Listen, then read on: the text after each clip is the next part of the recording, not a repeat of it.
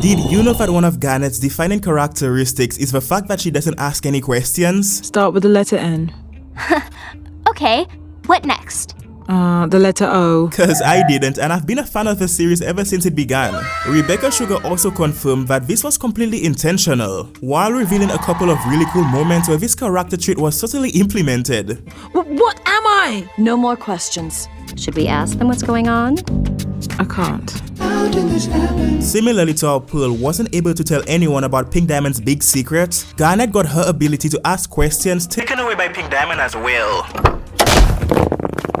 Alright, I'm done with the Rose Quartz slander. We did get clarification from Rebecca Sugar that Garnet formed a pact with Rose instead of her literally losing the ability to ask questions. You really think someone would do that? Just go on the internet and tell lies? It's not like making up rumors about Rose Quartz is going to do much to hurt her reputation at this point anyway. She's gone!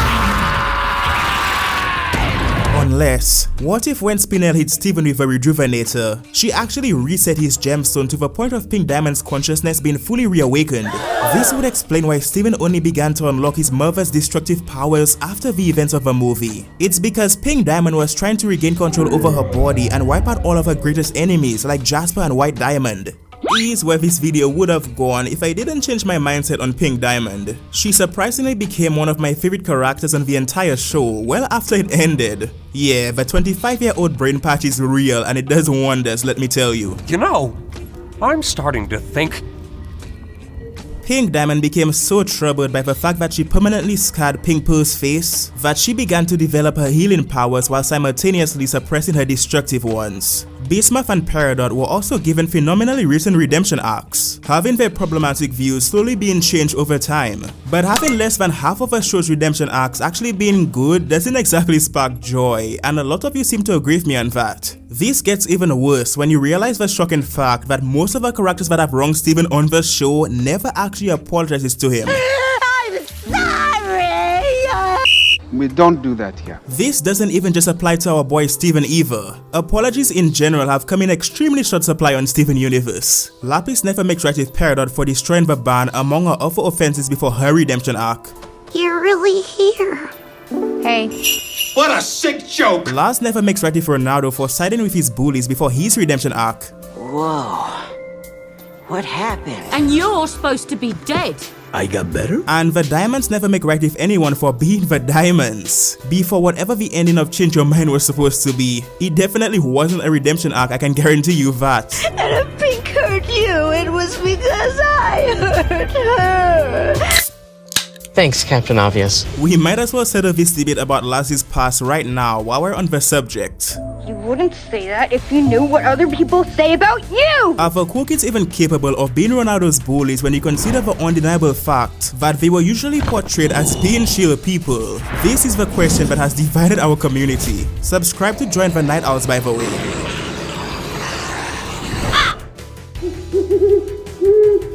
Here's the truth. Despite the fact that the cool kids were definitely chill and laid back most of the time, they've also all been shown to happily indulge in other toxic activities like gossiping, which can be considered to be a form of bullying in itself. This shirt is the funniest thing I've seen in my life. How's this? so bad. Your work is so naive. You really love your dad.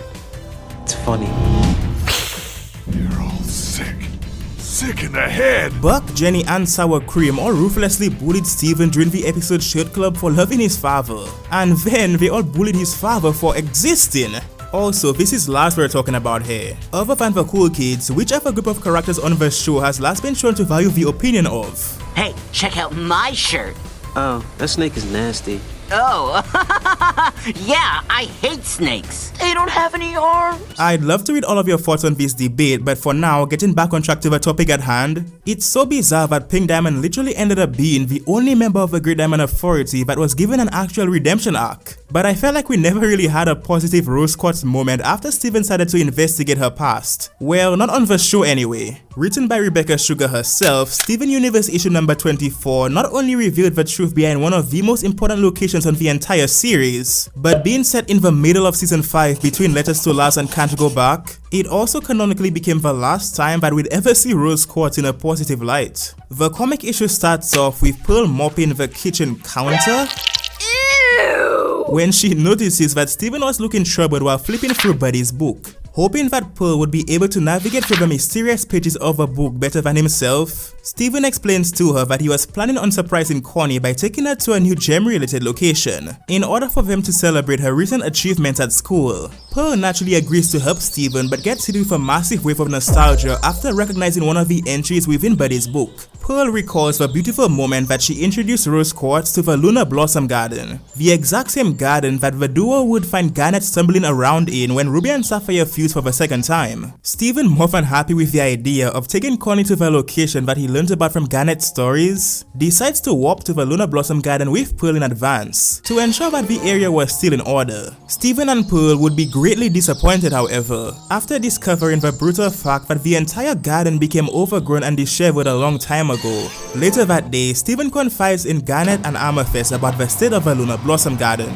causing all of them to warp to the mythical location in hopes of figuring out if there truly wasn't any way of saving the environment. Garnet, surveying the area, figures out that if they were able to carefully destroy the invasive species of vines that began growing over all of the lunar blossoms, they'd be able to restore the garden back to its former glory. Steven and Amethyst, excited at the idea of saving the garden for Connie and Pearl respectively, instantly leads them both into deciding to wage war against the vines. Amethyst springs into action first, but when she begins to erratically snap all of the vines using her whip, Garnet reminds her that if they weren't gentle, there wouldn't be a garden worth traveling to at all. After several hours of hard work, the team successfully managed to remove every single vine that was laced around the garden, but realizes that none of the lunar blossoms were blooming because the trees overhead also grew much taller over time. Garnet, using a rocket fist and Steven and Amethyst following her lead, causes them to swiftly destroy a few of the branches that were keeping the glow of the moonlight out of reach from the area, resulting in the complete restoration of a lunar blossom garden. Steven, unable to contain his excitement any longer, rushes over to Connie's house that night in order for him to sneak her over to the temple. Garnet and Amethyst, convincing Pearl that it'd be a great idea for all of them to tag along with Steven and Connie, causes the entire team to create a plethora of new memories that they'd never forget. Pearl, grateful for her caring teammates, decides to thank each of them personally, and Steven, thankful for having Connie by his side after the fight that happened earlier on in the season, congratulates her on her recent achievements at school before deciding to show his affection by placing a lunar blossom flower in her hair. Settling into the enchanting atmosphere of a lunar blossom garden, Amethyst decides to place a couple of lunar blossoms in Pearl's hair as well, just like Rose did for her all of those years ago. Pearl, making sure that Garnet and Amethyst weren't left out of the loop, lovingly decides to place a crown of lunar blossoms on top of both of their heads. Steven Universe was an incredibly unique show that made the decision to redeem the vast majority of its most heinous antagonists, and while I still think that it's normal for us to morally question this creative decision, it's also worth remembering that Rebecca Sugar has made it clear on several occasions that the show was created to teach children about the value of acceptance, compromise, and forgiveness, and in that regard, it's safe to say that the series definitely managed to accomplish its goals.